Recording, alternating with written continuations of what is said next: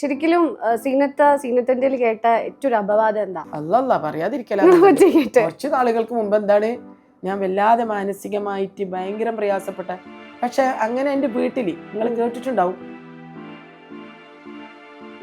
പെണ്ണെ നീ മരിച്ചാൽ നിന്റെ കബറിലേക്ക് ഒരു പിടി മണ്ണ് വാരിയിടാൻ ഞാൻ ഖിയാമത്ത് നാളിലെ മരിക്കാൻ പോണ്. അപ്പൊ ഇവര് മതപണ്ഡിതം ഇവര് പറയുമ്പം മതപണ്ഡിതന്മാരെ ആക്ഷേപിക്കുന്നതല്ല, ഇത് ആക്ഷേപമല്ല.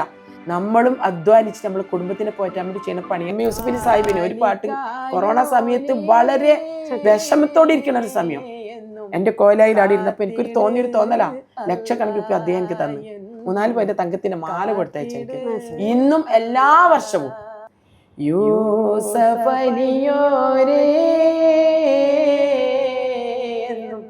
കാവലേ കല്ല എന്നും